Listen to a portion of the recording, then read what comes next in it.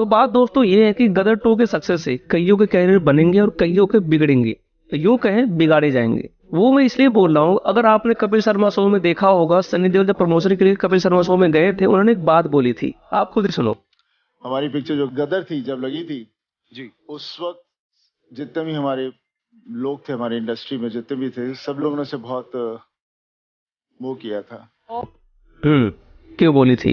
क्योंकि ऐसी बहुत सारी बातें हैं जिसे हम अनजान रहते हैं। वो बातें वही फील करता है जो उस बात से टैकल करता है। तो सनी देओल खुद भुक्तभोगी है, या यूं कहें पूरा देओल परिवार ही भुक्तभोगी है। सनी देओल के पिताजी धर्मेंद्र, कितना योगदान है बॉलीवुड में, उनको कितना पूछा जाता है, और पूछे कौन जाते हैं? अमिताभ बच्चन। क्या इकलौते अमिताभ बच्चन ही है जिनका योगदान बॉलीवुड में है? बड़े से बड़ा बैनर छोटी छोटी बातों के लिए बुलाता है अमिताभ बच्चन को, और वहीं पर अभिषेक बच्चन की फिल्में मीडिया अपने कंधों पर घूमती है और साथ में बॉलीवुड के कथाकथित एक्टर भी उसको प्रमोट करते दिखते हैं। तो वही सेम बॉलीवुड देओल परिवार के लिए इतना बेरुखा क्यों है? इसकी वजह है गदर 1। कैसे, वो मैं बताता हूँ। क्योंकि जो गदर 1 की कहानी थी वो बॉलीवुड के लीक से हटके थी, क्योंकि इस फिल्म में पाकिस्तान का चेहरा बड़ा क्रूर दिखाया गया था।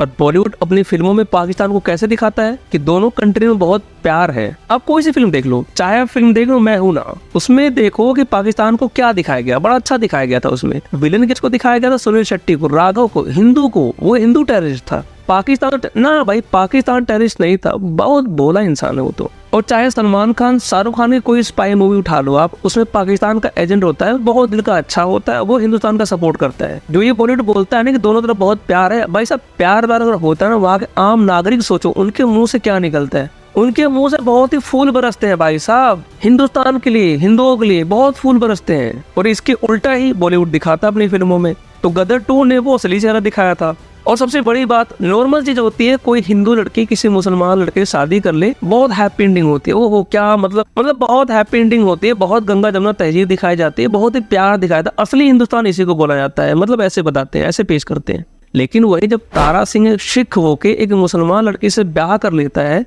तब वो चीज उनको नागवार गुजरती है, क्योंकि ये चीज उनके वो डिक्शनरी में फिट नहीं बैठती। और सनी देओल ठहरा ऊपर से ठेठ हिंदुस्तानी, ठेठ इंडियन, ठेठ देशभक्त। इनकी सारी फिल्में आप देख लो 90s के, तो भाई साहब उसमें दबा के हिंदुस्तान प्रेम को बढ़ाया इसने। और बॉलीवुड के लिए वो फिल्म ही क्या जो हिंदुस्तान को क्रिटिसाइज ना करे, वो फिल्म ही क्या जो इंडियन आर्मी को क्रिटिसाइज ना करे। तो गदर 1 हो गई ना लीग से बाहर। और उस गदर 1 के बाद सनी देओल को कर दिया गया दरकिनार। नहीं तो सेम एज के आमिर खान है, सेम एज के शाहरुख खान है, सेम एज के सलमान खान है, सेम एज के अक्षय कुमार है, और सेम एज के ऐसे बहुत से वॉक स्टार हैं। आप उनको देखो ना, मीडिया कैसे उनके हर एक एक्टिविटी को अपने अखबारों में, अपने प्रिंट में, अपने मीडिया में दिखाता है। यहाँ तक कि उनके बच्चों ने किस कलर की पोटी की है वो भी बताते हैं। तो वो सारी बातें देओल परिवार के लिए क्यों नहीं है? तो वजह यही है, धर्मेंद्र जी की अपनी शिकायतें हैं बॉलीवुड से। उन्होंने ऑलरेडी कह दिया है कि भाई जो मेरा ट्रिब्यूट था उन्होंने कभी पे नहीं किया।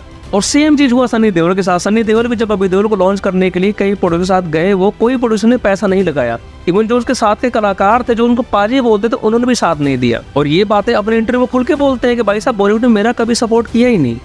बॉलीवुड और वो इकोसिस्टम, ये दोनों दो बात से बहुत आहत हैं। पहली बात ये, गदर 2 बहुत जबरदस्त हिट होगी, बिना PR के बैसाखियों पे, बिना प्रमोशंस के, बिना मीडिया के बात किए हुए, बगैर किसी के सपोर्ट के फिल्म इतनी जबरदस्त हिट होगी। और दूसरा झटका इनको तब लगा जब साउथ के मेगा स्टार, साउथ के फिल्मों के बाप कहे जाने वाले रजनीकांत ने पैर छू लिया योगी की। और सब चिल्ला रहे कि भाई साहब ने पाँव कैसे छू लिया, ये BJP नेता योगी का। तो ये शिष्टाचार उनको हजम नहीं हो रहा। और आपको बता दूं कि रजनीकांत ने पाँव महज इसलिए नहीं छुआ कि वो CM है, उन्होंने पाँव इसलिए छुआ क्योंकि ये भारत की संस्कृति है साधु, ऋषियों, मुनियों और योगियों के पांव छूने की। वहां पर रजनीकांत ने CM के तौर पे नहीं देखा उनको, उन्होंने देखा एक योगी के रूप में, इसीलिए पांव छुआ। इसीलिए वोक इकोसिस्टम और बॉलीवुड दोनों आहत हैं। अब बात आती है कि गदर 2 से किसका करियर बनेगा, किसका करियर बिगड़ेगा। देखो, करियर बिगाड़ने की कोशिश तो होएगी, कंटिन्यू होएगी, चाहे वो सनी देओल हो, चाहे वो उत्कर्ष शर्मा हो, चाहे वो अनिल शर्मा हो।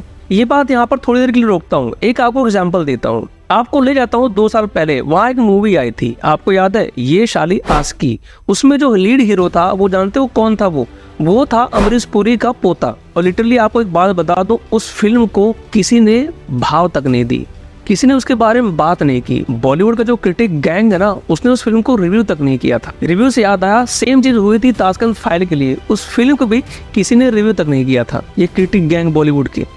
और उस फिल्म को क्रिटिक वालों ने इसलिए रिव्यू करने से मना कर दिया था क्योंकि अमरीश पुरी आरएसएस से कभी जुड़े हुए थे। आरएसएस आज के समय में बेशक एक कार्य नपुंसक संस्था हो गई हो, लेकिन अगर आरएसएस कोई भी कार्यकर्ता अगर बॉलीवुड में है तो उसको 2 धरती पार भेजने की कोशिश होती है, मतलब उसको दरकिनार करने की अथाह कोशिश होती है। तो सेम चीज हुआ था वर्धनपुरी के साथ। अब आ जाओ गदर 2 पे, तो गदर 2 का जो कास्ट था भाई साहब, उसके साथ भी यही भेदभाव होने वाला है। कुछ मीडिया रिपोर्ट ने सनी देओल के बारे में गलत अफवाह चलानी शुरू कर दी है, उनको क्रिटिसाइज करना शुरू कर दिया है। वो मैच इसलिए क्योंकि गुरदासपुर के एक सीट से वो बीजेपी के एमएलए हैं और बीजेपी से कितनी नफरत है वो को आप अच्छी तरह जानते हो। तो यहाँ पर कैरियर बिगाड़ने की कोशिश पूरी होगी, लेकिन कैरियर बनेगा भी किसका? सनी देओल का। अब आने वाले टाइम में जो फिल्में निकल के आएंगी ना इनकी, वो बहुत ही जबरदस्त कमाई करेंगी, क्योंकि सनी देओल 90s के क्रेज को बुलाने के लिए वो फिल्में करेंगे। क्योंकि गदर 2 की कलेक्शन सबको पता लग गया है कि भाई मेरा क्रेज आज भी शाहरुख और सलमान से ज्यादा है, और ये कुछ हद तक बात सही भी है। मैं बचपन में हार्डकोर फैन था सनी देओल का, क्योंकि बीइंग ए फैन मैं आज उनको पर्दे पे देखना चाहता हूँ। मैं सिनेमा घरों में उनके लिए उनको देखने के लिए जाना चाहता हूँ, और मेरे जैसे 90s के लाखों ऐसे हैं, यूं कहे करोड़ों ऐसे हैं जो कह रहे हैं सनी देओल तुम पुराने स्टाइल में एक बार आओ तो सही, हिट करना हमारा काम है। तो कहानी का भी ताना बुना वैसे ही बुना जाना चाहिए जिस तरह से बुना गया था अर्जुन पंडित में, घातक में, दामिनी में, और इसके बाद सारा काम छोड़ दो ऑडियंस पे, वो अपने आप सारा काम कर देगी। तो दोस्तों आप हमें बताओ मेरी इस राय के बारे में कमेंट बॉक्स में, मेरी बातें कितने % सही है। इसी के साथ वीडियो खत्म करते हैं, मिलते हैं अगली वीडियो में, तब तक के लिए नमस्कार, जय हिंद, वंदे मातरम।